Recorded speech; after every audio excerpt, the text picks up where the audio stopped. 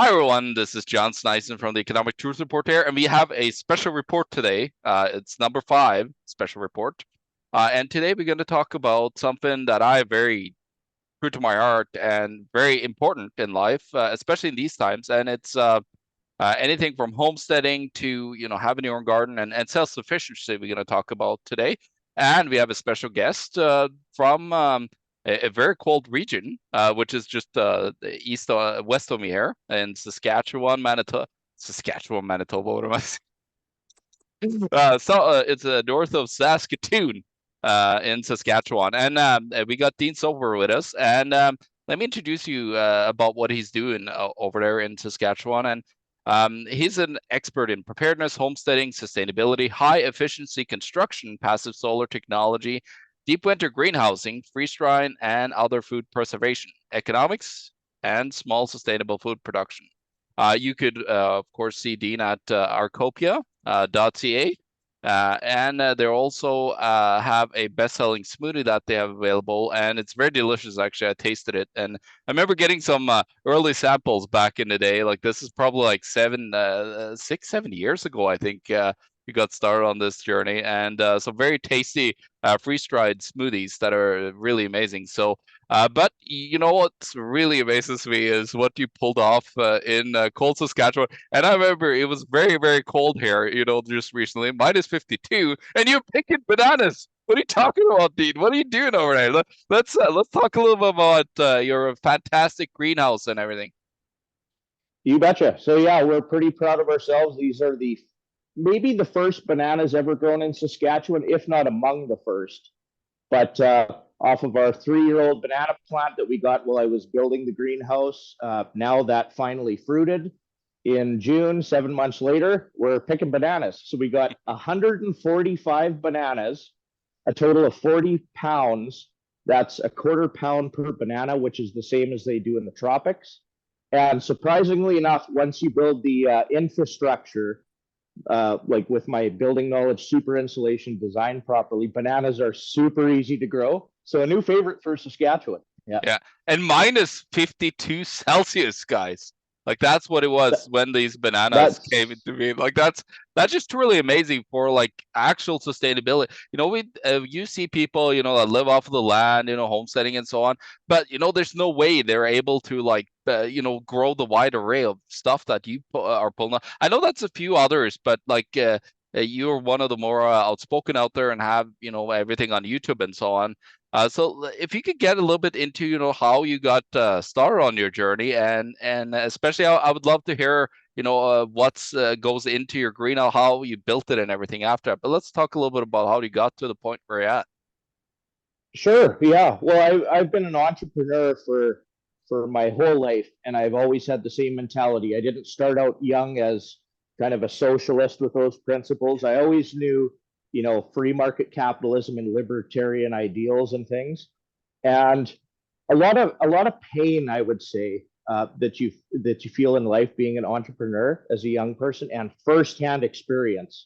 So it's one thing to read a book, hear somebody else's story, but to actually see experiences. So I started out in construction. I'm very happy with that, the knowledge that I gained. I worked for a small company that showed every step of the process, and then went on, did things on the side on my own, and built houses, flipped houses, renovated them. I had rental properties, and a whole whack of experiences, like almost a fearful response. I got out of that. I no longer own a property in the city near me, which I'm pretty happy about. And we bought agriculture land, enough land to homestead bare land. And I've been at it for, I guess, 10 years, building like a madman, full-time, part-time, and making it in my image, and for a better life for myself, my wife, and our kids now.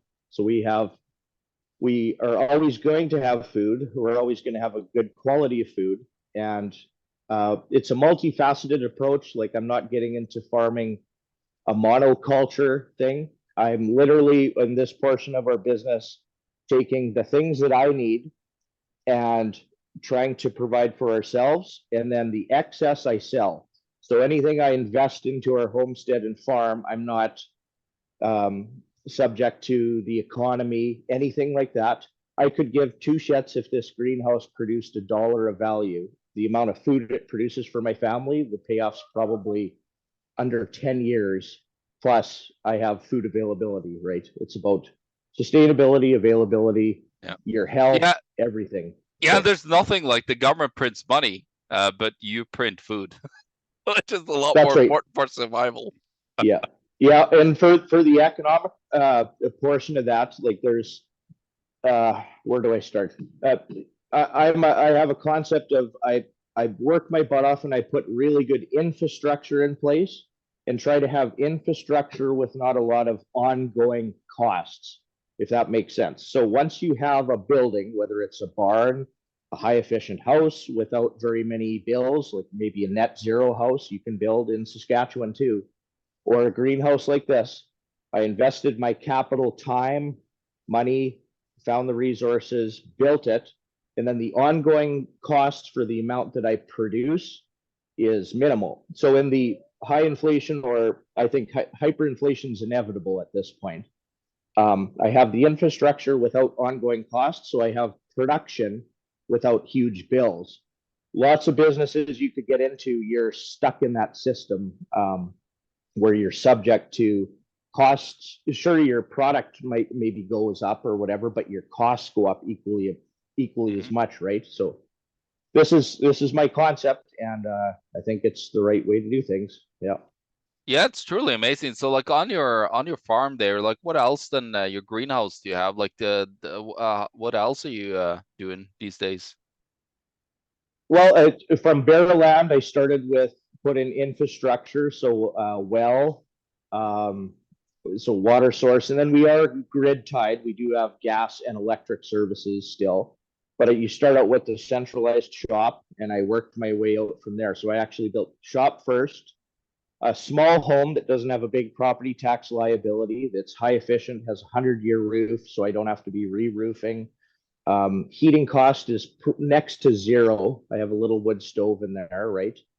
Uh, then a starter barn, then a greenhouse, and then a pond in this drought, which is another water source. And then I'm building a bigger multi-animal barn and expanding that. But pasture fencing, changing previously agriculture cultivated land into hay land. So I have feed for animals and really permaculture principles, as well as sustainability, as well as what I see the future bringing in the economy, or just inflation, or the tyranny, or whatever it is. Right. This is what I do. So to protect Yeah, myself. yeah, it's truly amazing, and this is what everybody needs to strive for. Because I've studied volunteer history for a long time, and the stories that you hear when you have people suffering through these voluntary resets is that a lot of them. I talked to a lucky guy, one of my friends. He's a former major from the NATO military in Croatia, but he actually survived the hyperinflation in Croatia because his family had a farm. They were self-sustainable, like they were able to Yeah. feed themselves. They weren't attached to having to buy food with their massive dwindling value of their currency. And so what people at that time figure out is that commodities, which is all the food that we eat, are real things that have real value. And they really get to show their true value when the government creates too much currency. Suddenly, you be like on the other side, like it was just recently in Turkey, where they had 49% minimum wage increase, trying Yeah. to fight it, and they're nowhere near fighting like being on par with the real inflation that's out there. We see that Yeah. in the food stores, especially. But so you see this, and in Venezuela, I have some field currencies behind me here. In Venezuela, there was a lady at that time. They raised the minimum wage several times by 5 to 10,000% every time. And she actually quit her job, started selling coffee that she produced at her local farm, and she made like 100 times more than her government salary at the time. Yeah. Oh, And for so sure. yeah, Yeah. yeah. So it just shows you that real protection that having the food supply around you and the meat and everything is something to really strive for in our nearby future. Because what is happening now, and this is not just Canada. This is like everywhere in the world right now. What It is is. happening is that the government has spent an atrocious amount of money on really nothing, not very much of Yeah. sustainable, research. Like, what if they actually put in, money and built something like you have done? Like that would be Yeah. something else. But no, that would be too far for Justin to think that far. Instead, they're doing things for equality or building, museums or whatever. But instead, you focused on, building something real that will have real value and really does have real value to right now. And so if you could go through, like, this is I've seen a lot of, like, if you want to see this stuff, like, just look up Arkopia, like Utopia, but Arkopia on YouTube, and you'll see the amazing stuff that you've been able to pull through. But if you could go a little bit through, like, what was your choice, like with the greenhouse behind you?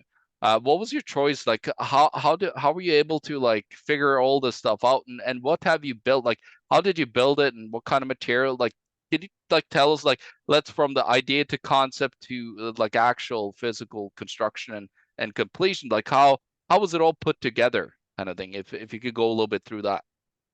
Okay. Yeah, for the greenhouse specifically. So I think I was a squirrel in a past life. I go and I scrounge for deals. I watch lumber prices. When there's cull lumber, which is imperfect lumber available at a discounted price of 50% at whatever the lumber price is, I stock up. So the barn I just built, or when I built the greenhouse, the price of a cull 2x4 per foot was 25 cents a foot. In the height of the stupidity of the government pandemic stuff, it was $1.45 per foot for cull. And then it crashed down for my barn. I got it all secured, the price at 19 cents, even less than the greenhouse.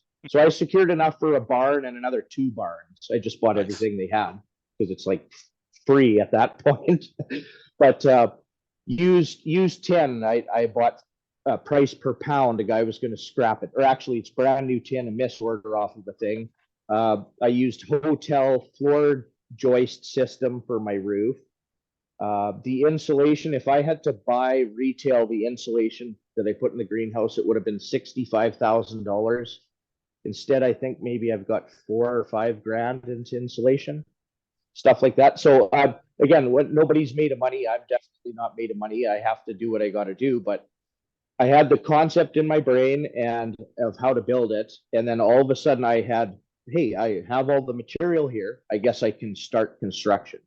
So instead of this costing you, I don't know if you hired somebody with everything I did, maybe 150 to $200,000. With concrete, which was a third of my cost, I'm 60 grand into this build.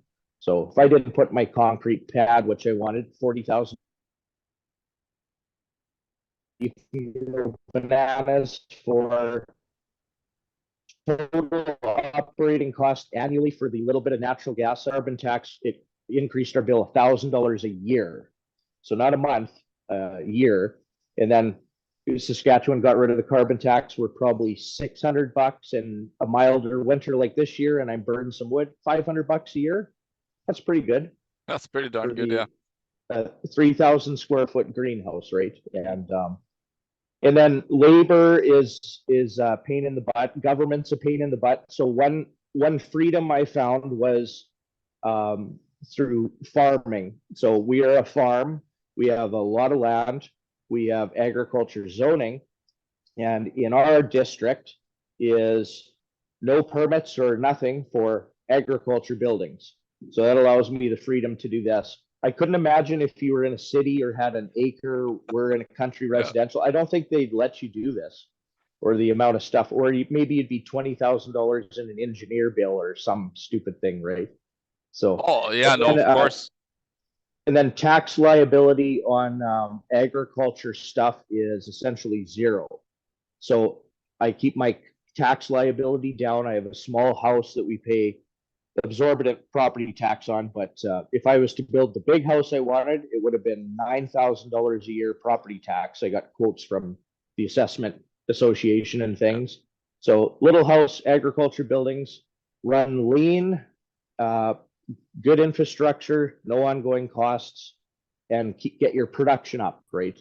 That's the whole concept to protect yourself in the future. That's what I think. So Yeah, so how do you protect actually like the floor and everything? Because like the frost that comes from outside that really are, fighting against you brutally. Like how do you actually protect that? Like so you're able to like right behind you, you see all the stuff growing. Like do you have heated floor or like how did you manage to pull that off without like everything freezing? sure. Yep. So our frost line, they say goes down 4 feet. For same in Yeah. Manitoba, I'm pretty Yeah. sure. I've seen it goes down as far as 11 feet. But some of this insulation I've got that's suitable for in-ground and moisture, it was off of commercial buildings, and it's so cheap. You just have to go get it, right? I got insulation like this thick under the ground 4 feet, and then out of all my buildings, protecting frost from creeping in the building as well. But then super insulating. So all of my buildings are 80 in the attic, and the greenhouse is R60 because it was a vault. That's all I could cram in there. R48 walls. So super insulation on everywhere except for where the sun comes in. Yeah. So where we live and where you live, it's kind of the same latitude, so same concept, but the winter sun comes in at a 14-degree angle. This is zero elevation. Winter sun comes at 14, and in the summer the sun comes in at 60 degrees. So I specifically engineered and designed my building to get blasted by the winter sun to heat it. And then in the summertime, no fans going, but I have it opened up. It's cooler in here than it is outside, which is not the case with most greenhouses, right? No, So that's pretty amazing. Wow. it's all passive. So when you're building something like there's all this high tech stuff, maybe you get solar photovoltaic panels, expensive inverters and charge controllers and lithium batteries. All that stuff is expensive and screws up eventually. If you're ever going to build something for yourself, what you want to do is spend the money on passive solar design because there's no moving parts. All it is the design principle, and as long as the sun doesn't fall out of the sky, the building works. Yep. And then super insulation protected in your building envelope is also there forever as long as that building is, with no moving parts. It's not high tech, it's very low tech stuff. And that's what I specialize in because if it goes south and you have some high tech geothermal thing that with pipes underground and pumps and computers, all that stuff screws up. So it's super Well, insulation design yeah. principles. Yeah, and especially during a crisis, like it's gonna be very hard to get a hold of real parts that you need that might be produced in Europe or in Asia. Right. So Yeah. like when you get a breakdown of something, especially the talk these days by these moron politicians, talking about, oh yeah, we're gonna eventually we're gonna fight Russia. Like bunch of bozos. But so like it's very important to like have if you could create something and build something that has those functions where you don't need those high tech parts and everything that is very intricate and sometimes harder to find even in these days. So like if you could build something like what you've done where you have everything is pretty much easily accessible, it would greatly benefit you if things break and you have to, because people they never really think about, oh, it's like, oh, I'm going to build this amazing thing, right? Like it might be truly amazing technological marvel, but then again, like how are we going to repair it? And it's all like it comes back to old types of civilizations. A lot of times, what ended up happening when they ran out of money and they printed all this stuff, like they had a hard time getting the things that they needed. In and then repair it. And so infrastructure and everything kind of slowly breaks down. And then so the civilization crumbles with that, pressure that comes with it. And so if you can actually have something that's truly, like actually truly sustainable, not the ESG garbage that comes from the United Right. Nations, but really sustainable, not just for, your surroundings, but like for to keep yourself self-sustainable. That should be a real word instead of sustainability. It should be self-sustainability. That's what people should really focus on. We should do the total opposite of the centralization into cities. We really and a lot of my friends, got actually people that have a lot of money that are moving out. They're buying farms, they're buying ranches. They understand what's going on. Even though they're making money in the financial markets, they actually have a farm too, because they do understand, the highly beneficial of actually owning and then being able to grow your real things. Because what you're doing is you basically are printing your own thing. When you go to the grocery store and you buy tomatoes for, let's say, like organic, $3.99, $5.99, whatever. Well, you can grow them, year round. What you're doing, and how it works in our parasitical system, John, too, is why the heck would I want to do anything and make currency? Like, why do I want to make currency? I want to make stuff. I want to make stuff that a currency would buy of something that I want or need. Okay, so you drill a well and you make your own water, right?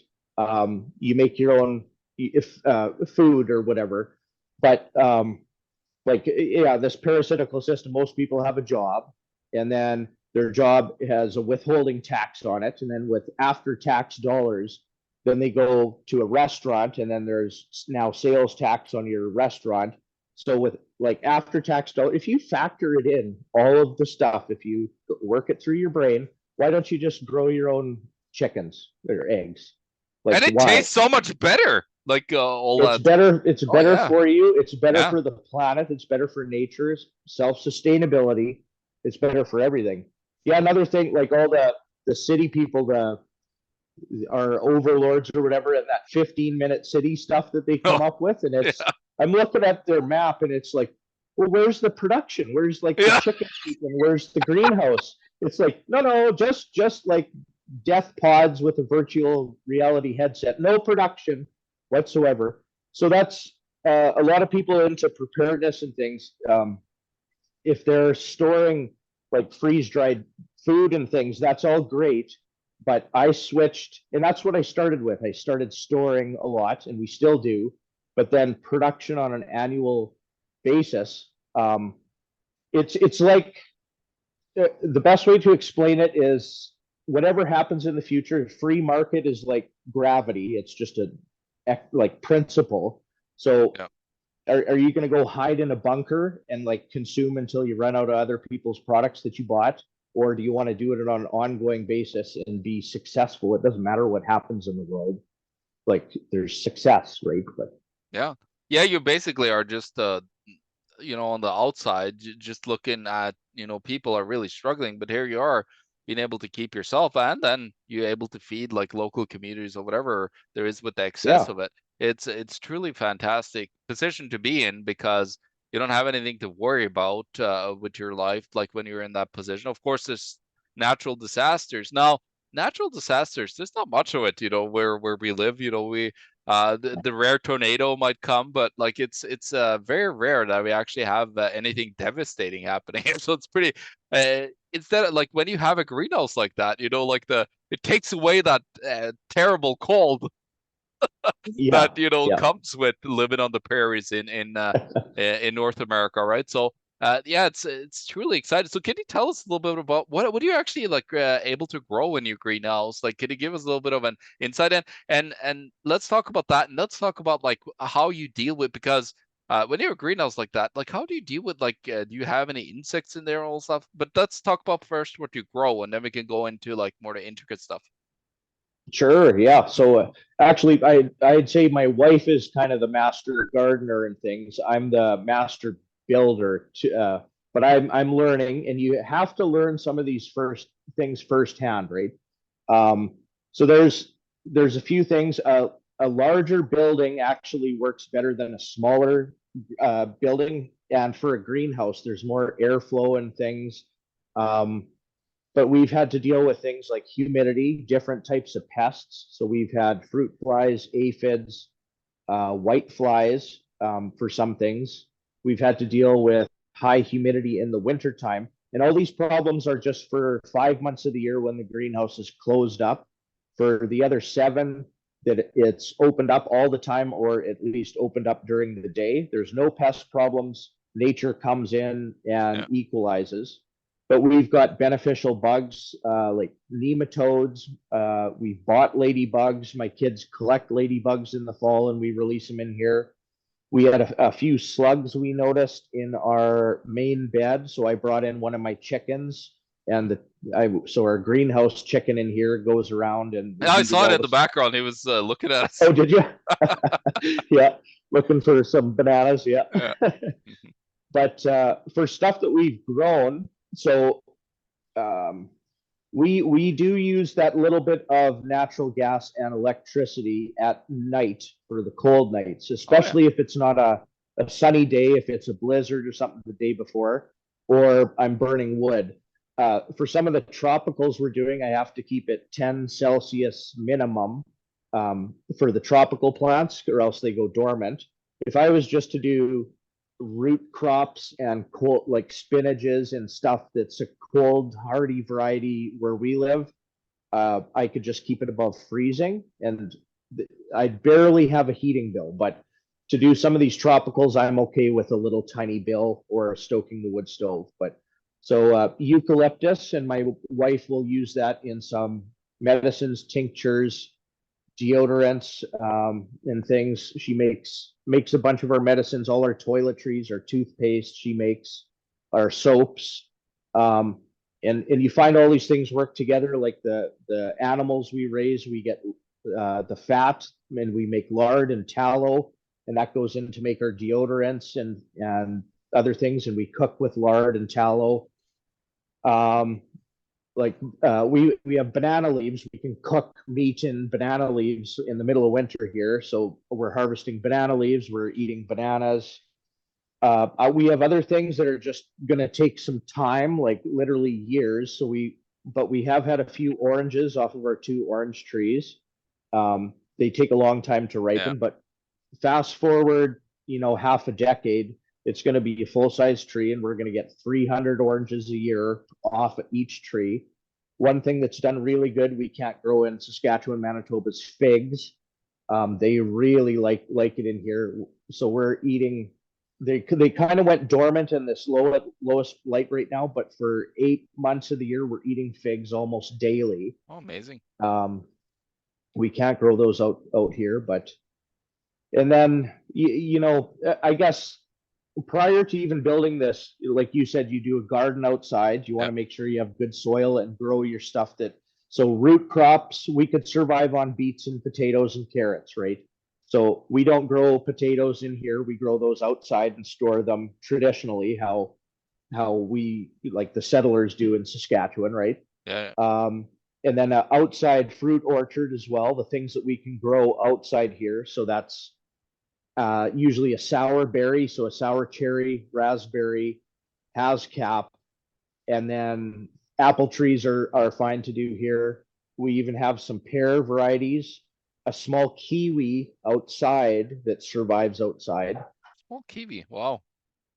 Eat it with the skin on. Apricots, we haven't got apricots yet, but kind of a diverse food forest outside as well. And the ability to store that as well. So apples store a long time for us, and then potatoes and carrots outside. But then for your leafy greens and fresh vegetables, fresh tomatoes off the vine, and then some of the tropical fruits we're doing in here, and fresh herbs. Kind of the greenhouse is it fills in all the rest of the gaps. So if you're starting out, do your outside stuff first, and then once you get that mastered, then you can go into this and expand to something like this. But I don't know how long I'm ranting there, but no, we can, like I actually, so what I do is I do long format, so we can keep on going on for hours, but we'll keep it probably to an hour and a half or something like that. But I'll be curious. So I saw like in one of your videos that you have some fish tanks too that you have in your greenhouse. Is that correct? Right. Yeah. So I'm experimenting a little bit with fish production in the north side of the greenhouse. So I tried rainbow trout, which is more native to Saskatchewan, but also a tilapia, which is a warmer water fish. So the water's a little naturally cool, too cool for tilapia, but in the summer it was a little too warm for rainbow trout. But I'm integrating that, so that's my fertilizer source is the fish waste. When I clean the fish tank, do water changeovers, that's what I use to fertilize the garden. And so far it's working good. That's all I've given the bananas, and we got really healthy looking plants off of that and fruit. And trying to integrate that. So all this stuff, homesteading, it's permaculture-ish principles, right? Slug problem, go get a chicken from the chicken coop, bring it in here. Need fertilizer, so why don't we grow fish meat, like fish protein as well, and figure that system out. And then as a side effect of that, we get to fertilize all our vegetation and things. Yeah, we find it all works together. I just harvested the big banana bunch, and that banana mother plant you chop down, and then the next sucker is what produces bananas next year. But that's what I fed to the pigs and goats. They're eating fresh banana in Saskatchewan, right? So the waste out of the greenhouse goes to feed, and I get really good tasting eggs and things. Yeah. And my barn concept has passive solar super insulated principles as well. I'm going to finish that next summer so that we can, without any additional heat, make sure that we get egg production, because the chickens kind of slow down in a chicken coop in our winters. You don't get the eggs you do in the summer, but I'm working on some principles for sustainable passive, livestock production as well. So, cool. And I could go on and on about that. What we've learned with livestock is, I'm not going to get into grain farming and big equipment and things. So that would be a cost to get the feed. So chickens for eggs, you kind of do need some grain. So that's a cost that I'll have. But everything else I've got are mostly like 95% hay fed. So I'm trying to get a good hay crop that's a good size, that matches the size of my pasture and matches the amount of animals that I can have. So goats are pretty well solely on good quality hay. We got Kuni pigs, which are a pastured pork, pig variety, and that's 95% hay. We were thinking about doing meat chickens, but if I did meat chickens in a big way, I'd have a lot of feed cost in there, like to buy the grains. But I experimented. I had rabbits for a bit, and those rabbits on a good quality hay, that's all you need to grow rabbits. And then I was thinking, if we lost electricity and refrigeration or something, you also want a smaller livestock animal that you can, like if you had to butcher a whole cow for your family in the summertime, you have to preserve it quickly. But a smaller game is nice to have. You can have fresher food on an ongoing basis, type of thing. So I'm learning all this and experimenting with exactly what's going to work for me, but keeping the overhead down and the production up, right? Yeah, it's truly amazing. It's real self-sustainability, and it's I think the trend is like starting to turn slowly, but you're starting to see more and more people like you're seeing younger people. Like I just actually, well, it's a bit ago now. I interviewed a Manitoba farm journalist, but he actually covers all of North America, and so it was very interesting talking to him about farming and today's like modern day farming. The average age is 65 years old. Think about that as well. It's we're reaching kind of that point where, and this is interesting. I talked to a former, like this is in 2016. I talked to a former PhD climatologist slash climate historian. He was telling me a very interesting tidbit about. He studied a lot of history and he studied civilizations and their attachment to food and so on. And what he found is that civilizations tend to centralize in cities, and at one point they forget how important it is to feed themselves, and so they forget to have enough production, and then you get a little crisis. It could be a drought or something, and then suddenly, voila, you just wipe out a half of the civilization in starvation because of these events that could come. That because People weren't like you didn't have like back in the days here in North America, 90% living on the countryside, 10% in cities. Now it's the total opposite, almost like it's 80-20 or 90-10.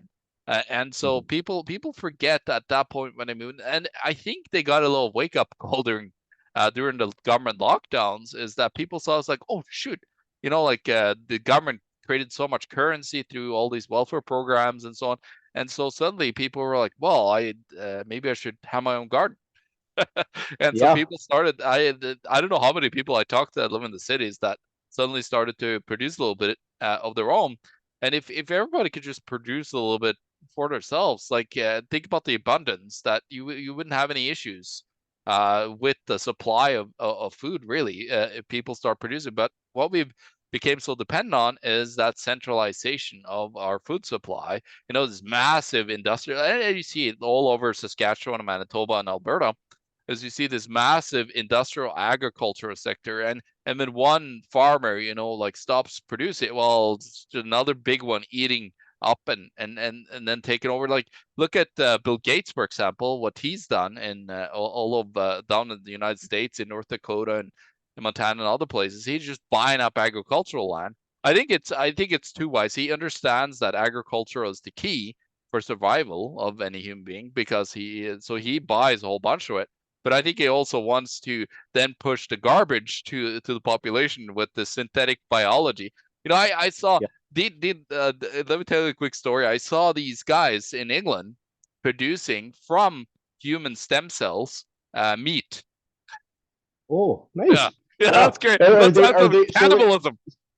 so it's cannibalism, but isn't all that lab grown meat also tumors? Because tumors grow quite a bit. So now Yeah, it's cannibalism, human tumors. That sounds wonderful. Yeah. yeah, it's really good. So it's like so these are what we got to understand, like that kind of thinking that we see there with synthetic biology. It's actually the thinking of people living in cities. I mean, you think about it, like you Probably. can't really blame them all the time. They probably have some sinister aspects to it, but you can't really blame them, because they come up it's city solutions for city people. But like we sit here on the countryside, it's like, what the hell are you guys doing? or, Yeah. or like Yeah. they don't seem to understand, like personal history and the importance of like us feeding us. I remember when my grandparents back in Norway, they had tiny little farm. They had a cow, they had some pigs, they had chickens, and they did logging up in behind, like in the forest behind where I used to grow up on this little farm. I actually grew up on a farm, but we sold all the land to industrial agriculture, so we got sprayed around and all this garbage. But growing up and actually working with my grandmother was pretty interesting. At age 6, I was slaughtering chickens with her as a little Good. boy. So Yeah. I got some good teaching there. And so, but getting back to that, I have a friend of mine that lives in Uruguay, and beautiful place. He just bought a huge ranch, and he's kind of looking at the same. Like now, he's way luckier than us because of the temperate climate. So he doesn't have to be forced to really innovate as much. But he's doing Yeah. a lot of great things. Is building production of meat and of food and everything. So he's doing similar things, but just in other sectors, like other places of the world. And so you're seeing people are starting to move there. Like I know a few people in the United States and Mexico, even in Norway, that are trying to do more sustainable things. Now, just because you do sustainable, like people are so worried about that word because it's got polluted by the elites. Great. But sustainability to me is self. Like you need to add that one word, self sustainability. It's a Yeah. true. You mentioned free market. Like it's a true free market would be a completely self-sustainable place where, well, actually, not everybody has to be self-sustainable, but you need a lot more people being self-sustainable to feed Yeah. others that are not. Yeah. In You're the in starting to sound like a hippie there. Just don't tell them it's capitalism. Right? Yeah, yeah, Yeah. that would really Yeah. worry the left, that are heavy into like a lot of the sustainability, like what you're doing here. They're just all over. I saw like mainstream media is coming out too, but luckily they haven't watched too many of your YouTube videos. but Yeah. but Yeah. it's good to Yeah. see that. It's Yeah. Super. it's nice, yeah. Me coming out into the open and sharing some of my stuff. Maybe it's a refreshing take because I'm grounded in libertarian principles, non-aggression, stealing is bad stuff, but I have a lot in common with the hippies. But the hippies just want to kind of hang out in a tree house and come hang out in the greenhouse, but it takes like a whole lot of work and Hmm. capital. You need capital to do these things and economically viable. Like, what do you mean? That's capitalism. Shouldn't everything be free? And it's interesting because it's not even political. It's just I'm closer to right than most other people, right? It's kind of, yeah, I could actually Well, synergistically, Here in Canada, definitely. yeah, There's not many people on our side. There's just few, but yeah. yeah, But yeah, like you were talking about big farms, big yeah, corporate farms, essentially. So everywhere I look, there's nobody or not a lot of people doing what I'm doing. Some people will build a house on an acreage, and that's kind of the extent of it. Um, but lots of family farms, the small ones are selling out, and they get huge amounts of yeah. money from the corporate farms, and it's just a handful of entities, doing the food production, and usually that's canola, which we actually try not to consume in our household Yeah. anymore, or the hybridized wheats and things. Um, but I'm happy to know some small farmers that are going back to some like red fife wheats and organic principles. Their yield isn't, they're not going to make as much money, or the yield's not as big, right? And I was going to put another point. You have to be kind of stubborn, or be almost a future fortune teller to be as stubborn as somebody like me to do some of these things, because I can still go to the grocery store and buy bananas for 77 cents a pound, right? So I spent 3 years and built this to grow 40 pounds of bananas. So I saved myself $30.50, right? You Yeah. have to be a little bit stubborn. There's not a whole lot of money in this. It's a lifestyle change, but it's also for, I'm young enough that I can think of the rest of my life, but then I have kids the rest of their life too. And most things that I thought were going to happen 10 years ago when I bought their land and prior pretty much happened, other than silver going up. Now that's a Yeah. shitty investment right there. Well, actually, But it's yeah, it's with silver. What I like about silver is that it's actually it's an insurance for me, and that's right. Yeah. yeah, and so with what I'm doing is I just have it stored away. Like it will Yeah. do its thing eventually when currencies go. Like the price, and this happens in these hyperinflated countries. People are telling me stories and be like, yeah, like it's people don't recognize, like gold going up a little bit and so on. But suddenly what happens is that everybody panics to try to find real value.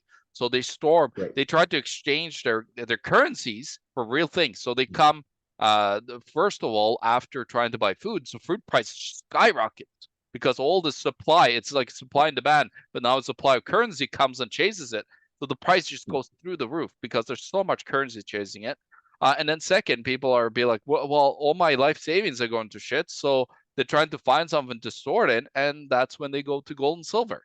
And try and so suddenly at the end of things, like it's just like flicking a switch and it becomes the true insurance that it's meant to be in. And at that point, you could then go over, like and then be able to buy some more things of value when it resets into something else. And so there's so many benefits of having that as an insurance policy. Just laying around and doing nothing, all dormant. But Yeah. at that point you need it, it'll be there. That's what I love about it. But um, back to like kind of like self-sustainability and stuff. Like I'm like I don't have a farm here, but I do have a bigger area. So I have like what I have three apple trees. And what I found is I bought apple trees. I put them in, and they actually died. Two of them during winter. One my lab killed when she was a baby, Yeah. but actually they're growing back up again. And so, like this is one amazing thing about nature is that it's very hard to kill it. Life wants to survive, and so like even the frost killed it, but now it survives every time we get a frost because it adapted. If you grow some, At the same at the same time, yeah, nature's resilient. It's also brutal. Yep. And a lot of these things, well, I'll never stop learning, right? I'm smart enough to know that of how much I don't know. But every year we try something else in the fruit orchard or the garden. And some things work really good, some things don't. I figure out what does, what doesn't, what I actually need. Like if anybody thinks, well, if something happens bad in the world, I'll just buy some land and plant some trees and live happily. It's like, no, you get a little apple tree, and it's best case scenario in 6 years you get a few apples, right? And you have to baby it, you have to protect it. The deer ate half my apples the other winter down to nothing, and then oh great, there was years worth of work, right? Yeah. Amending soil, like if you have traditionally farmed land and try to plant grass or amend that soil, there's no topsoil left already. Yeah. Like Exactly. that's an actual real threat. So it's no, you just have to be stubborn and pick your way at it. Yeah. You're gonna fail 9 times and succeed once, and when you succeed, it really works good. And Yeah, one thing, yeah, one thing that I started to do with my garden that I have is the last 3 years now I done no till. So I don't yeah, till it. I just add stuff to it, and actually it's doing very well. Like it's, I was amazed that, like, I was like, at first I heard about it from a North Dakota farmer. I think the documentary is called Living Soils, if anybody's interested to look it up. But he just talks about the concept and is like, oh, okay, that's cool, but can I do it? Like it's like everybody could do it. Like if you have a patch of, soil, you don't have to till it, right? So doing that, I actually just, but at winter, I lay some of the dead stuff. I take out some of the bigger stuff, throw it away, the most fiber stuff that is hard to break down, and throw it out. But then most of it, I let just decompose on top of it. And what I found is that the soil has started to get better now. Like you could see more air in the soil and everything. And so you're actually helping the ecosystem below, in the soil, which is, the mushrooms that are having networks that works with the plants a lot of times. And I see a lot of earthworms and other insects, like they're just teeming with life. Like when you go and look at, like I go and look at a patch where I till it all the time, where I have flowers and stuff. I go and look there, it's like it's half dead. There's it's not much life dead there. soil. Yeah, Yeah. that's So right. it's, Yeah, yeah, so it's just really amazing when you were able to, like, add to, and I don't spray anything like that I have. Like, so my neighbors is like, oh, there's so little bugs around. And it's like, come to my garden here. Like, let me show you. And yeah, like my dog and yeah, spray garden is like, I even don't like, I have dandelions everywhere on my lawn, but it's just like life everywhere. And I think, like, if people start to understand that, like, instead of like hating all the like insects and stuff, they actually are part of the ecosystem, and they actually benefit. A lot of them are highly beneficial, for the yeah, ecosystem itself to really like thrive and adopt. So you really see like a huge difference between somebody doing regular type of, like tilling all the time. They have the rototiller out and so on. Versus what I chose to do, and you see that, but you also see like lots of bugs in my garden. Like it's pretty interesting. I've watched like the ants come and hunt lice, like when you have aphids, all that kind of stuff. Like they come in and eat them, and so it's truly yep, amazing just seeing that kind of stuff, and actually using natural. You don't even have to make a type of pesticide and spray it. You just have the insects a lot of times just coming in and doing their thing with nature. And so it's truly amazing when you could have something that's truly sustainable. And so I'm very excited about having and be more self-sustainable. I actually looked at where I live. I can have chickens. I live in a semi-suburb area, but I can actually have chickens. I can have chicken. Hey, listen to this. I live on a golf course. I can have chicken by the golf course. nice. Oh, good. Yeah, it's Yeah, lots of people. They start with chickens now. yeah, Now you get set up, and eggs are cheap. Like a typical commercial egg barn, 17,000 birds in this chicken style barn or whatever, and they have small margins. Like there's not a lot of money in it. That's why eggs are still cheap. But what I noticed is for laying hens and things, if you have to buy feed or good commercial feed, it probably cost you as much or more than going to buy eggs, but yeah, the eggs are much better. but it's something you have to do. Like, I had thought initially with this greenhouse when I was building it, I had some rabbits and chickens. I did two separate spots. I'm like, what can I make this permaculture thing work in there? Well, the rabbits, I'd clean their cage twice a day and made the system for them, and they stunk up the greenhouse with Oh too yeah, much ammonia. yeah. Okay, so they're going in the barn, but the rabbit manure is almost what I'm after, even more than rabbit meat. That's like Oh yeah. gold for a garden, right? Mhm. And then our starter barn, we use a deep litter method. So it's straw and then the animals like lay in it and they poop a little and then I give them more bedding. So there's after one winter, I've got 2 to 3 feet of like manure and straw mixed. It's like the ultimate combo. And then I take that out, put it in a compost pile, turn it a little bit, and that's like gold for your garden. So I literally, if you want to have a good garden and be sustainable, you actually need livestock, right? It's if you want to do proper pasture management, like prevent raging grass fires from going through, or even taking down some of that old grass to let the new grass come through. You actually need a certain amount of animals to pasture it properly. And then when they pasture it properly, they're also fertilizing the grass because they're spreading their manure all over the pasture. And you get a happy animal out of it, really good quality meat. Yeah. The land is better because of it. Everything's better because of it. And it's all these permaculture principles. I love the synergy and that's how my mind works. It's all about efficiency, Yeah. but synergy, and then it also makes nature better at the same time, right? It's good for everything. So Yeah, it's yeah, like one thing, like people talk about climate change. So I feel that's complete BS in my view. But what we do as humans, we do pollute some stuff. So it's the better you could yeah, actually make it around you, the further you get ahead, the less cancers you'll have, and the more healthier life people will live. So that's really amazing. And what was I thinking about? I was thinking about something. Yeah, like so.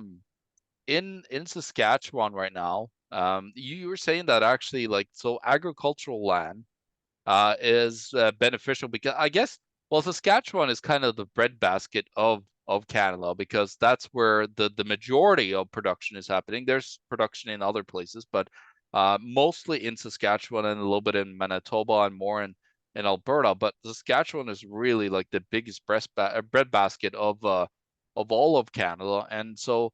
Uh, so actually, if you wanted to have buy a farm in Canada, like actually, it seems like Saskatchewan and their government is less authoritarian, I would say, right? Like the others yeah, got yeah, always a little bit a lot better than like now we voted in NDP here in Manitoba. That's how genius they are.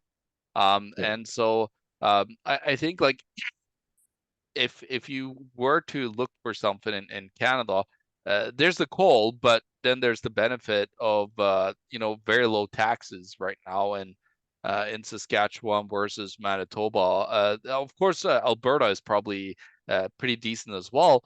Um, you know, this is the thought, and let's get back. I wrote my book back in 2016 called "Canada, the Greatest Economy in the World?" Question. In the book, I pointed out that basically the prairies are where most of the stuff is being made. We are the yeah, we are the yeah. commodity economy. And so yeah, we might not be appreciated very much right now. Nobody cares, about food or anything. Mhm. But it's when it's when a crisis hit, when people really start to understand how the monetary system works, they will actually be desperate to come to us and be like, "Hey, you guys got to save us.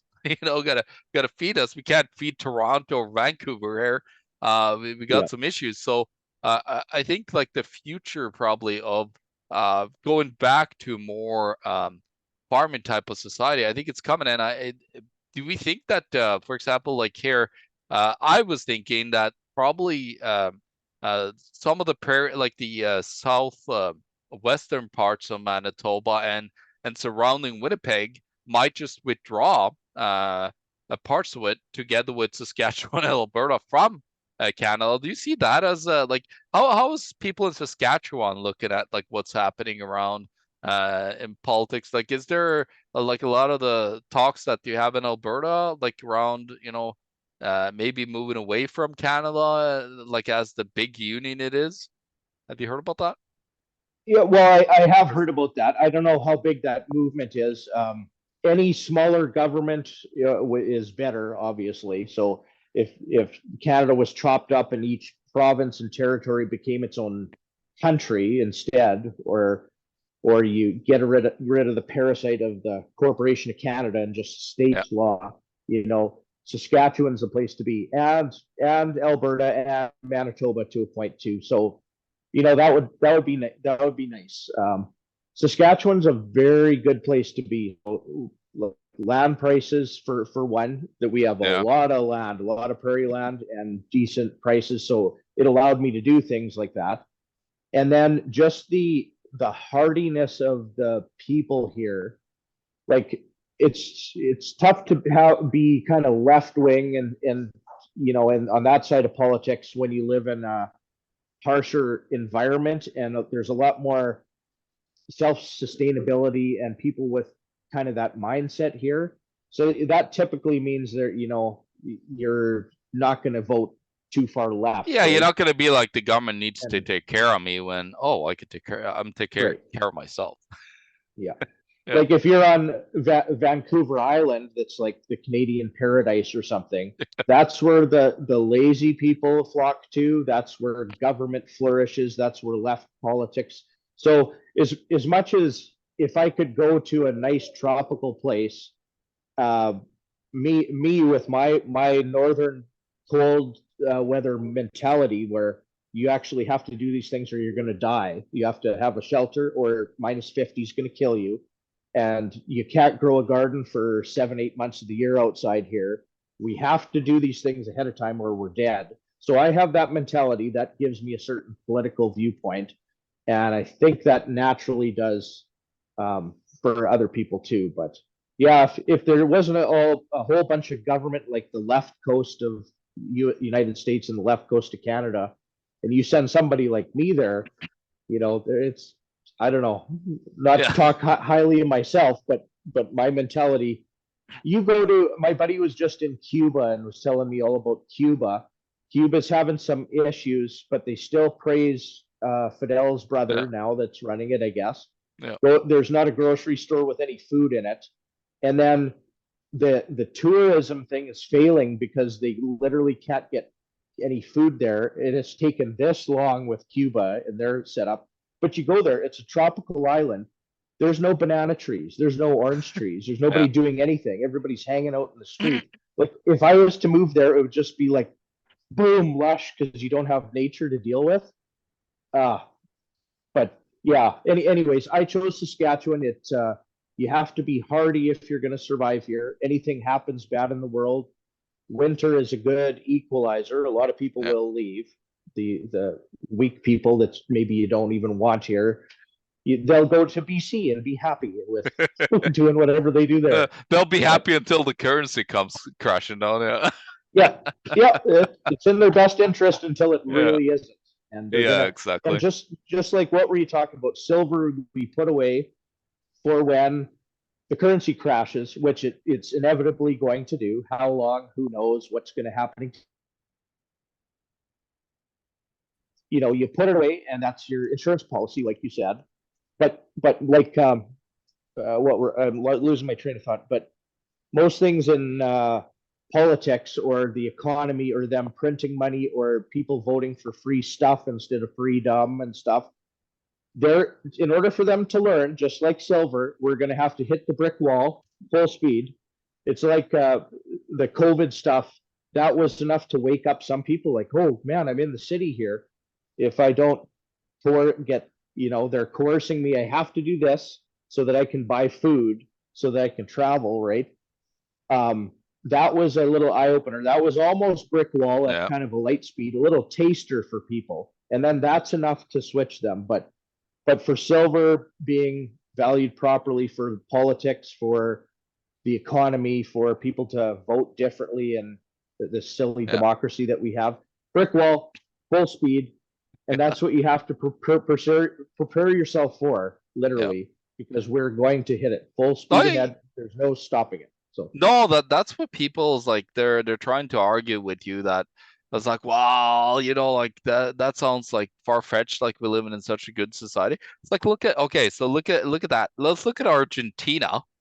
Argentina has had, I wrote about it in my one of my books called The End of Freedom: How Our Monetary System Slaves Us, where I talked about the over 100 years of basically crisis that's been ongoing, where overnight suddenly your pension disappears. Like it was a friend of mine that moved here to the city here. He's a business owner there. He was telling me how his dad in the 80s, overnight, just it's called a bank holiday. Banks shut on Friday, open up on Monday. Suddenly, the purchasing power of his $1 million in savings were 250,000. Okay, so yeah, that could happen, and that's not even a hyperinflation that takes a little bit longer. That's a overnight thing, and with the Canadian government being in an extreme amount of debt, that is a possibility, a very strong possibility for it to suddenly happen. For them to yeah, desperately just renew it and then be like, oh, look at now everything's better because the debt is kind of half eroded now because we revalued the currency, and then well, they also destroyed most of your savings. Or you could yeah, have that hyperinflationary event where just like basically it's a distrust in the value of the currency. So when people's like we kind of seen signs of like tiny little signs of it. It's not big enough yet, but you've seen those signs where people is like, okay, I'm gonna buy more food. That's why you see food inflation has actually gone up drastically versus other inflation because people are yeah, starting to have that mindset starting to roll in their head. It's like, oh, my currency just doesn't more like it take it so much more, and then everybody's doing it, so you get like even worse inflation. Like I'm from Norway, so in Norway right now, the food inflation has been over the last few years 70-80%, and so wow, and my mom just recently retired, but her retirement is not enough. It's actually poverty, below poverty line is the pension. And if you think that you're going to retire here in Canada on any kind of pension, CPP, whatever it is, and you believe that you will have a sustainable pension, you yeah, retire. Good luck on that, right? So there's yeah. a lot of those. Retirement, a thing of the past. That's Yeah, a really like the boomers that started these schemes and this Ponzi scheme, or it didn't all start it, but they had the population to vote for it and started a Ponzi scheme and benefited the most out of any human on the planet. And then as the Ponzi scheme goes away, I never expect to retire, but in my mind, it's like I'm young. I got a good fit body. Let's do the hard things, the physical, the big yeah. macro things.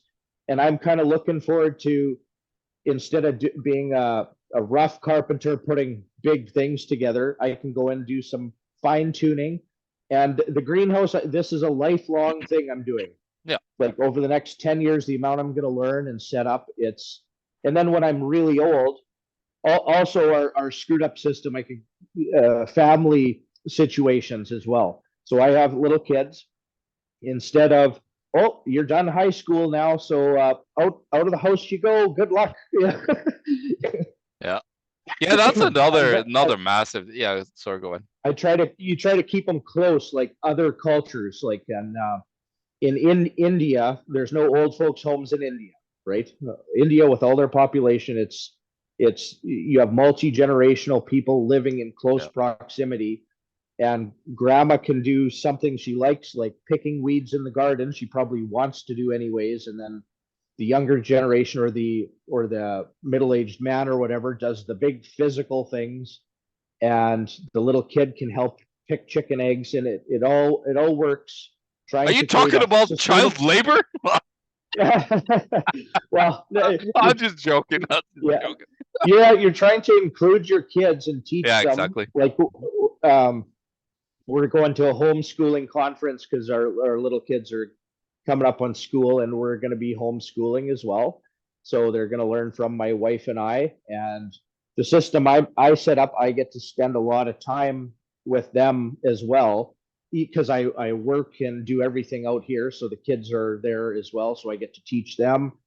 You don't want it to be just shoveling manure all day and then they hate you and Yeah, then yeah. they want to leave the farm. You want to create a good system for them. But Um, Yeah, and you can we, create a can, yeah, yeah, you create a system where they actually can thrive as an individual, and right. they can be themselves, but you learn them the right ethics of as a good Yeah, person to go out there in the world and do their things, and when they actually have all those skills, such important life skills that I was yeah, lucky when I was a kid too. I told you with my grandma I was slaughtering chickens, or my mom had a massive garden with like 30 fruit trees and stuff. So, it was always out in the garden. So that's why I levitated toward the garden automatically without even thinking yeah, about initially of that stuff. But yeah, it's important. So like the sustainability of even like taking away the power from the government by what we don't understand is like it's so powerful what you're doing, Dean, and what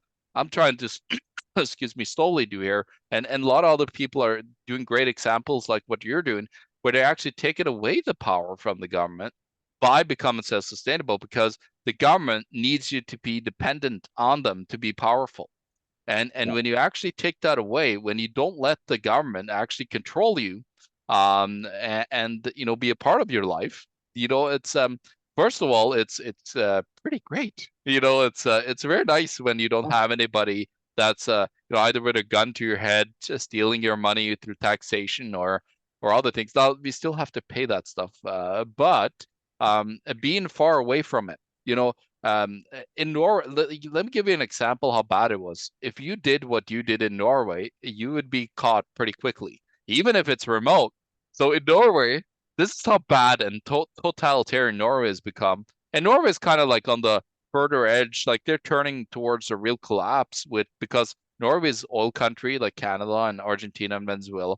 So like it depends on oil. But now they're at the end where they're kind of collapsing. In Norway, they have satellite footage being used by the tax assessors and by the local government to see if you added something onto your property. And so, yeah, pretty insane stuff. And that's kind of one thing that's good about Canada being a lot like I would say Canada in technology is about 10 years after Norway, which is good. So hopefully we don't get that. Let's not put any ideas in any of these morons' heads that yeah, that is a good yeah. idea. But Yeah, it's yeah, yeah, I had thoughts and sometimes I second guess that I should have left Canada, like the way that I saw it going, and yeah. then it just exponentially worse. But then I look around and well, where do I go?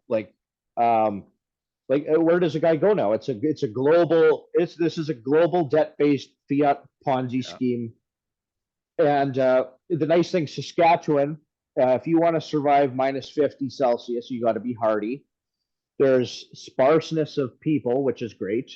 You can get lots of land and a little bit of freedoms to do that, which is great. So I decided, this is where I'm from, and that I'm going to hunker down here. And I actually love it. I love having the space. I love the 4 harsh seasons. I love the harshness of it. I love everything about it. So and again, I don't know where I would have left to. Would I have gone to Mexico? Everywhere has their sets of problems, Oh, and it's 100% kind it of does. Yeah. you just make the best with what you're doing. Find Yeah. your own little freedom loopholes in this Yeah, wage-based system, man. It's I yeah, think the best way to look at it, and Doug Casey, I don't know if you're familiar with Doug Casey, but Doug oh yeah, Casey I always know. I says watch this like, stuff. yeah, Doug Casey says you gotta, like just get out of the cities, at least like Yeah, don't stay in these cities full of government, and that's where the government is mostly, right? Like it's very right. small out there. You rarely see any government. Like the only thing I have to forced to pay is like the stupid government thought it was a good idea to put in a sewage system, so they tried to force us where we live here to attach to it. We said no. And so, but now I still see on my tax bill, pay for that damn stupid sewage system that they put in because of Yeah, sustainable development. I have a holding tank. Okay. So like yeah, I'm not polluting anything at all into nature. And so screw you guys. So I'm not doing it. And it would cost like $20,000 almost, like $10,000 to $20,000 depending on where you are to hook up to it. So when you get too big and too like centralized, like people get lazier. They want the government to take care of more and more of their lives. And so that's why you have these big civilizational cities popping up everywhere around the world. Like look at Mexico City. I flew over and landed in Mexico City one time. It's like 1 million, 30 million. I forgot exactly the number, but it's just like how do people survive in these places? And when you think about it too, the reason why we're on the countryside is because these big superstores and Sobeys, like that's the Canadian big food stores that we have, grocery stores, and these stores, they're very heavily centralized, and so they only have supply for X amount of time that they always replenish. It's usually a 3 day kind of thing where they get new food in. But we just had when was it? It was 2020. I don't think like did it hit you guys that big storm in October during Thanksgiving, where it was just like snow everywhere and it was very heavy snow. So like it just shows the weakness of government building something here. Like hydro poles just fell over Yeah. with the snow that came onto them. But it just showed like people were panicking. Like it was just a mass panic. I was like, okay, I got everything I need here. I'm not worrying. But people were like panicking. They were like stores started to like get empty when I went into them, Yeah. and it's just to see that mentality that will happen when crisis happens because nobody is prepared. Uh, Yeah. like it's like listening to NATO. They're talking about war in Europe now. Well, it's like the NATO general is like, yeah, get a flashlight and get some batteries. Like that's just prepping 101. Yeah. Yeah. Oh, but Yeah. And like I was a city boy, so I'm a few generations removed from farming. oh yeah, So, but there's homesteads in Saskatchewan that my family's in or ancestors started, I guess. But then they get sucked into the cities for the easy life, and then I had to escape, and it's kind of hard to, but yeah, anything you do, but yeah, get like downtown is the butthole of the city. You do not go there. That is, but and you like we're lucky we have a circle drive or a ring road right in some of our yeah, cities. I same area. never go down unless I have a court date to fight one of their draconian traffic tickets or something. Yeah, Yeah, which I always win, by the way. But that's the only time I go downtown. Get as far away from downtown as you can. yeah, Now, I decided it was important. I looked at all these rules and things that we're starting an actual farm. Like my goal is to produce things off of our farm, and we have livestock and fencing and greenhouses and ponds, and that gives me the freedom with the farm status things for now until they likely take that away too. But if you were to just get 1 acre or 2 acres, like there's some developments in between where I am and the city that may be 2 to 6 acres, and they're not allowed a shipping container to store anything. Their house really? has to be a certain size with a certain finish on the outside for some of them. You have to have the more expensive septic system field dispersal thing.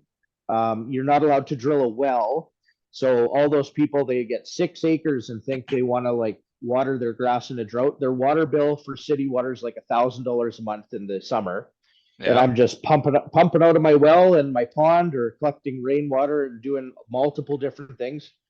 And so I found my freedom loophole in this system is, the best that I could find was actual start a bona fide farm that's producing.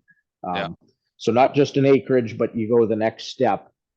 Yeah, to get away from, and Uh, luckily, like and I think you're it lucked wasn't up. super easy to do, but Yeah, no, I think the way you are able to do it is because Saskatchewan government is heavily dependent on that tax income from from farming. So like that's why they would be like, yeah, yeah, zero taxes. Like yeah, unfortunately it's preferable to who you are, which is terrible, but it's a great thing in Saskatchewan because you could do a lot more. You have a lot more freedom at least, as running a farm. And I think people need to wake up to that and adapt that and try to find a little local farm and there where you are and start getting on that because it's not going to be long now. Like we're looking at like very short period of time and things are going to get really bad.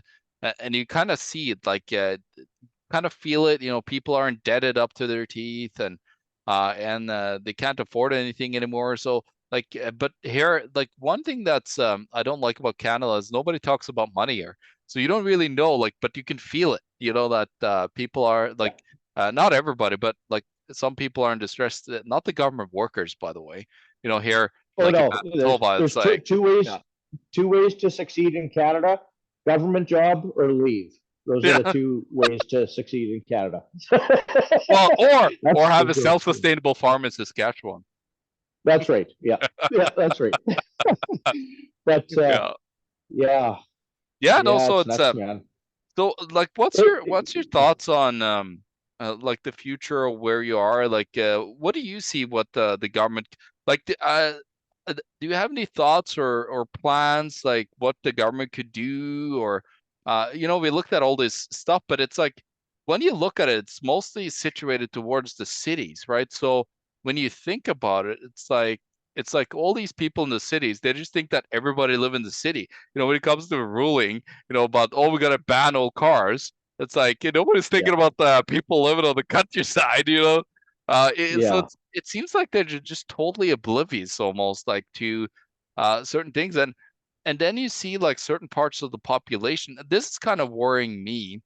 Certain parts of the population, it's been there for a very long time, are basically living in communist communes.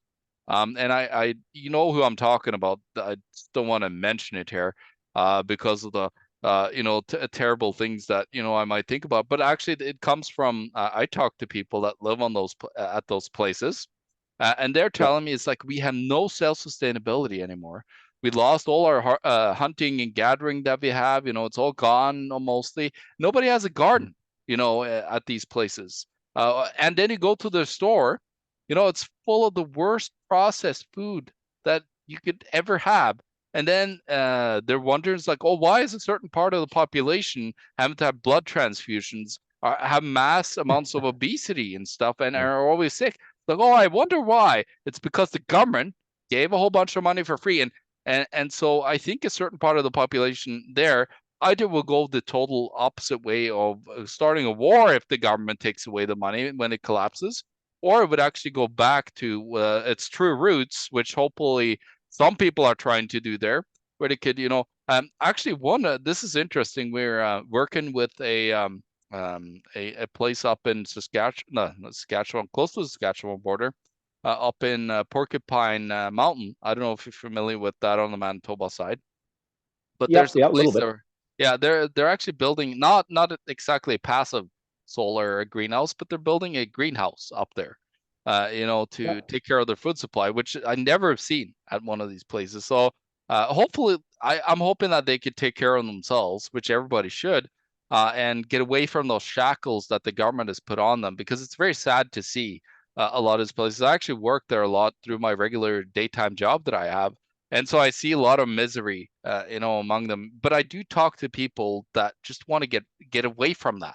They don't yeah. want the government money. They're sick of it Well, because the government is, I'm very sympathetic with yeah, the people that we're talking about, actually, but very sympathetic. So they're, the way I see it, they're kind of on a reservation, a government reservation plantation. yeah, But what I learned is actually this is an open air prison plantation that we are literally all under.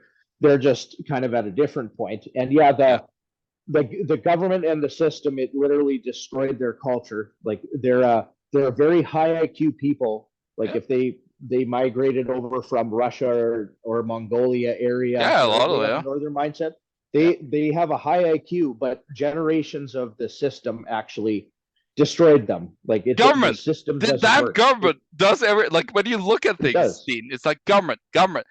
It's It Millet. destroys everything. Yeah, I don't know if you Yeah, followed Millet in Argentina at all. Have you I looked? do. Yeah, and And and what I love this see what comes speech. to it. He goes to the World Economic Forum and says, "Government is the problem, not the solution." And that is Yeah, exactly what we need to teach people: is that the government is not the solution. A society could totally get along without the need of any government at all. Like it's not yeah, needed. Like people are so afraid because we got so indoctrinated in the current system that they're so afraid of like that. Oh, it's like, oh no, people gets evil as soon as government disappears. It's like have you seen any disasters? Like I'm trying to tell people about disasters. Have you seen any disasters, like terrible natural disasters that happen? Have you seen people just starting to kill each other, murder each other?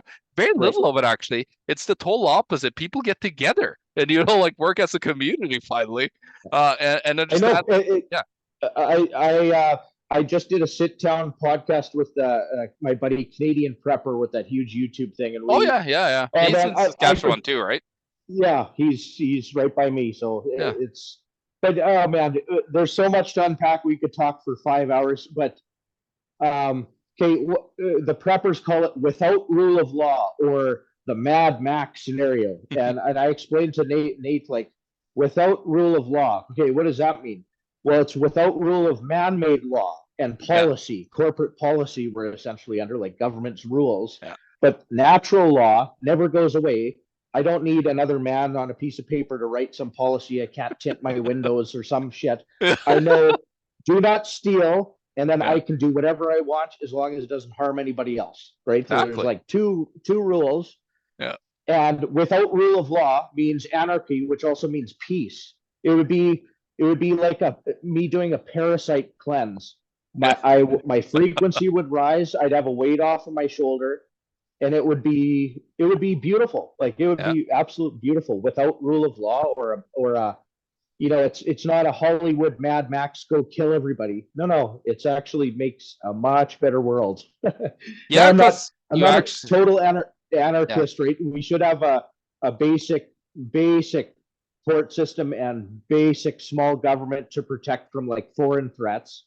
But a basic court system based on very simple natural law principles would be Non-aggression nice. principle, NAP. Yes, I Where wish. Yeah, so wouldn't that you be nice? we can only wish because it's like I talked to a lawyer from Norway about Monterey history. He's a Monterey historian like me, and he was telling me about a place in Norway. This is interesting. So this is Norway in 700 to 900. So very simple, like place. You would think that that's just a bunch of barbarians, like, but they were farmers. They were decentralized farming community up in the middle of Norway, and he was telling me about they had a local place where they met.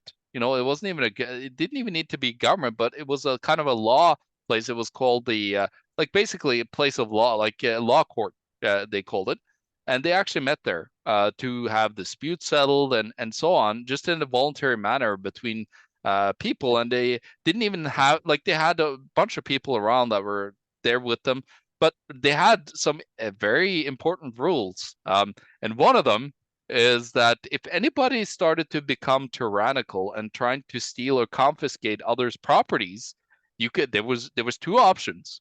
You could either chase them out of the country. That's option number one. Chase them out of the place. Or number two, if they don't want to, and if they keep on doing it, shoot them. Yeah, Yeah. yeah, Like just perfect. That's what. if you wanna try to steal and take my property that I done hard work on, like there's consequences. It's like Doug Casey says, there's like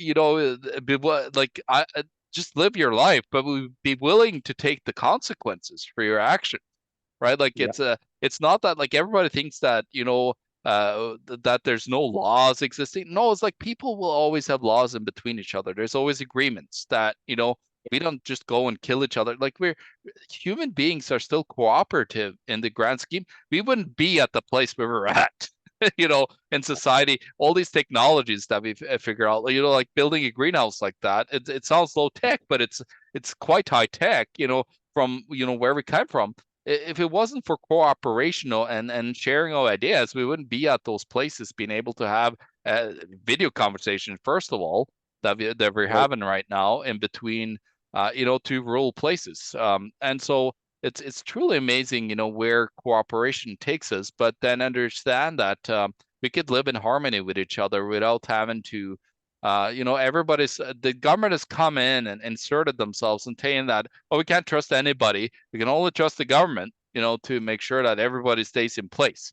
So Mhm. it's like instead of being you're self-sustained, but you're also self-responsible for your own actions. Those two That's right. very simple things. I think we'll revert back to that at one point. but it just depends on, how much pain we're willing to go through. Look at Argentina. I think we're like 60 years into that pain that Argentina took 100. So let's not hope it takes another 40 for us to go through idiotic policies. But Well, yeah, it's such a slow burn, John, that I have a feeling it's just going to take, like, what's taking you guys so long to figure it all out? It's yeah, painful. I hate the yeah, slow burn, but yeah. it's because it could literally be my entire life if I die an old man, and it'll be like, hey, we're finally starving to death. Now we'll try something else. But Yeah. I do get the sense of, well, I get a few different senses. I see like people are still pretty dumb and they don't understand, but then I do see a bunch of awakening signs, right? Whether it's things on the internet, people outspoken a little bit more and a little bit more, right? Like the government pushes and tests what they can do, and then we test and see what we can talk about or whatever. But just recent, I watched Tucker Carlson is in Alberta, and I watched his That 20 was minute fun. Yeah. Calgary Yeah. speech, and that felt like Mhm. that felt like a little bit of an awakening, a little bit of a red pill for some people that might not be quite there yet. Yeah, I So definitely maybe think so. there's some good things, but I mean, the system we're under, the other problem, John, is the system so entrenched and entwined with most of the population now. So most of the Yeah. population, if you have a government job in economics, that's welfare. The taxpayers have to pay you, but they Yeah. need that job and they will do what they're told. The police will do what they're told because they have Yeah. kids to feed. They will follow the rules. People that get trapped in the welfare system, Yeah. or social assistance, and like they literally think that they need that system to succeed, and they will do everything they can to vote for more of it and vote to defend it. Yeah.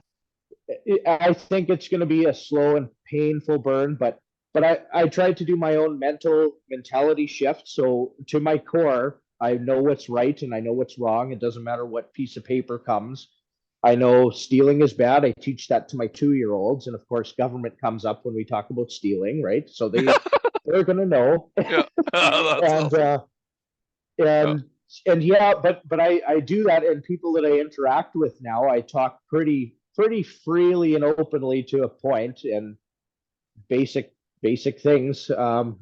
Yeah. But Uh, I don't know, John.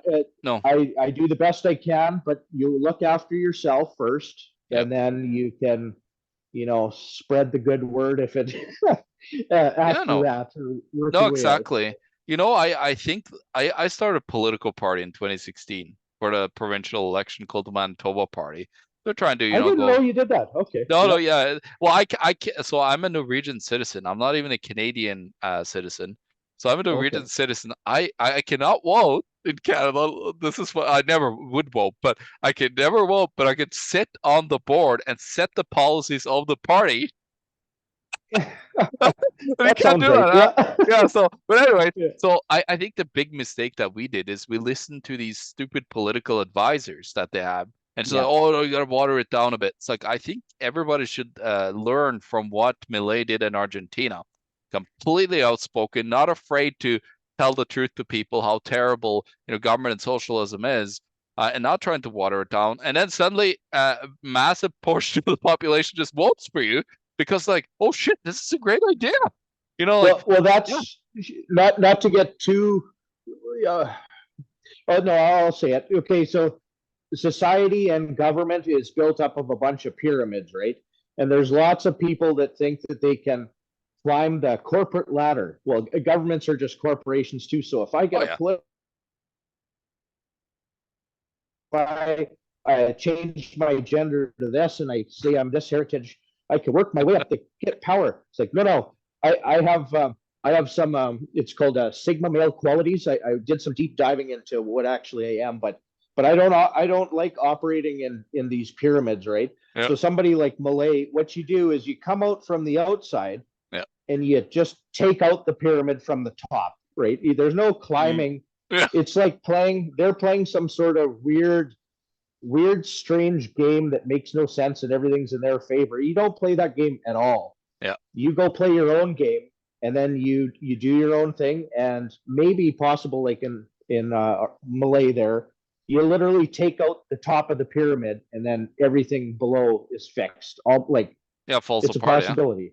Yeah. Yeah, I know it's like basically the government is an inverted pyramid and is trying to take out the top of it, and when you take the tip out, it'll just topple over to one side and be gone, That's right? So, but that's a good way to explain it. yeah, Yeah. I think what I love what he's doing. He's done probably more for libertarian and anarcho-capitalist ideas than anybody throughout history with his speech at the World Economic Forum.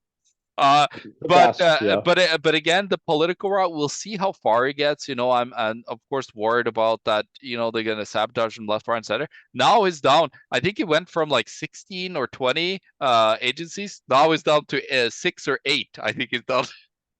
That's a So start. Yeah. that's what's trying Yeah. to, like to pick at it, and he's done it pretty quickly. It's kind of ripping off of a band-aid quite quickly. So I'm excited about it. Anyways, a lot of people say, "Oh, is that capitalism running for politics? Like that's hypocrisy." People are saying.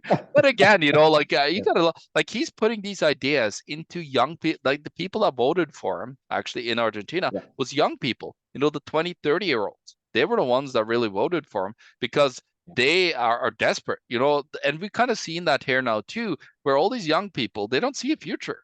And then they're getting told by these morons in school, that, oh, mental illness is fine. You could be whatever you want. Go and shit in a litter box, stuff Yeah. like that. And then they're getting told that, we're getting murdered by our parents because of climate change, because clearly humans can do anything like that. And so, they don't see any future. So maybe they'll get desperate, but they could get desperate in voting for somebody that Millet are instead of voting for a Stalin, for example, or Hitler, because Hitler got Oh voted yeah. in after economic crisis. We got to remember that. And I think That's right. When these changes come, it could go either way. It could yeah, go either way. That's yeah, when the really bad weak man comes in, or you yeah, have the strong men stand up and put an end to it. But could go yeah, either way, and yeah. it's It'll be scary. It's scary stuff. Yeah. yeah, it's scary, but it's also exciting times. Like why It why is. live Yeah. in why live in like boring times, where we're just like go to a steady upclimb. It's like why just Yeah. live through some crazy chaos, and like we lived Yeah. in a part of history that's exciting and crazy at the same time. Might as well be Yeah. there, for the entertainment part of it. And it's good to, what we learned with Doug Casey has created a group called the File Group that I'm part of. And what is great about that is that there's communities, like develop it. Like there's people that have decided, and what we've said is like, okay, I'm just gonna settle out there, you know, and put in my flag right here, no matter if whatever country it is. It's not North Korea or like the really bad countries, but in most Yeah. countries they are, and they start to find other people that are living around. And so it's good to have, like, I know that you're a bit of a distance away from me, but I do have others. I created my own community here where we have like groups, chat groups and stuff that we send Yeah. messages to each other and have like self-sustainability that some people are focusing on. So you can actually like have these communities where you work together during these big crises, because people need to understand it's like no matter how much we want to live in la la land and we feel like, oh, it's just gonna be like fine, for the next 20 years, things are coming, and you better get prepared for it, because you don't want to be on that miserable side where you're in Venezuela eating zoo animals to survive. That really sucks. That is just Yeah. horrendous and horrific for world, like for society. But you need to Yeah. just have that mentality and that awareness, and try to put yourself in a position where you could either be in a self-sufficient position, or you're in at your place where you also could then help others around you with the troubles that will come with what's happening. And then best of all, if you could teach others the value of self-sufficiency and free markets and being a free human being, basically, and how strong that is for society, really. And we could if we could turn it around, I think we could hit another like type of renaissance. Remember the Roman Empire collapsed and many years, and like but suddenly in year 1500, so it took it took a long time for them, after the The Dark really, Ages were yeah. a long time before But something then good come the came from it. Yeah. Renaissance, and from that, we have amazing things in Italy. that happen, you know, with the painting and art and everything, but also all the discoveries, the scientific you know, things that got discovered from that time, and we still are using a lot of their technologies from that time.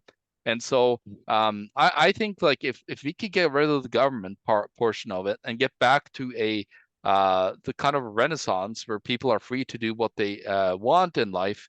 I think like people, some people want to go back to like a hippie communist kind of commune, but it's like, hey, you know, like we live in a world where we have technology, and I'm not talking about the technology of social media. I'm talking about Yeah. the Yeah. technology of, you know, our telecommunications networks. We got satellites flying everywhere and doing things. And so we got all this technology. And so I don't think we're going to go back to a dark age per se. But what we're going to probably have to face is a government that could become totalitarian, be like, oh, we're just going to shut off the internet or do something. Yeah, they'll kick up a stink Yeah. if it's close to the end. They'll kick up a stink like a weak little kid having a tantrum, and Yeah. that's dangerous when Which they we do kind that. of like, my worry is that we're actually seeing that with Trudeau. Like, look at all the tantrums he's having with, you know, he done so bad things for Canada. And when you were outside of Canada, especially in the US, but also like I talked to people in Europe and even in Asia, they heard only bad things about Canada. So he's like Yeah, really making a bad yeah. reputation for, you know, the Canada as a nation, or maybe we just need to Oh, get rid of. it's embarrassing. It's Yeah, embarrassing. Like yeah, I like the geographical landmass known as Canada. It's yeah, nice. It's a nice place to live and be, yeah, and the people in the community for that I hang out with. I don't hang yeah, out with, you know, the people that are the problem, I guess, yeah. but yeah, the political system Canada, where it's Oh yeah, just embarrassing. Like yeah. I don't like calling myself Canadian sometimes. It's like, but I have to explain. Growing bananas in Saskatchewan, I usually say, because I got more allegiance to Saskatchewan than Canada, right? It should be its own country, but Yeah, in the geographical location known as Canada, right? yeah. Yeah, no, Ah, it's yeah, but it's it's amazing. Like I love where we're heading for some interesting times, and what you've done is people need to look you up. They need to make sure like we just got a little bit of an insight in what you do, but if you go and look at like your YouTube videos and everything that you and your wife do there, it's just really amazing because it really it's super educational for people. And I think we'll end it here, but I want to chat with you after about sure. a couple of things. But I think we'll end Yeah, it here. Where could people find more about what you do and buy some of your stuff that you're producing and so on? sure. Yeah, our website's arkopia.ca, and I just want to confirm. So we share on YouTube all of our homesteading stuff, but we're also the inventors of the Arkopia freeze dried smoothie. So that's a 25-year shelf life freeze dried smoothie, all the nutrition as fresh fruit has. Uh, Quite literally because of inflation and regulation. Our first one we started with years ago is a pound. We reduced that kind of shrinkflation-ish to half a pound. Yeah, Um, but we also got the price down a little bit. But we cannot make those in Canada. Canada, it's impossible. So we do outsource this overseas. So it's got all a million world-renowned regulations. We do testing in Canada for the main pesticide tests. Big business. That's how we can get our price down for this. Maybe someday, if the country of Canada changes or something, maybe we can do production here. But our off-farm stuff is quite literally immediate, local vicinity, community, in person only, yeah, producing homesteading stuff for ourselves and immediate. This isn't big business. This is kind of the big yeah, business. But and we were talking. We should end this quick. But another strategy I had was, okay, so you can store silver, but 25-year shelf life freeze dried food technology it stays fresh in there.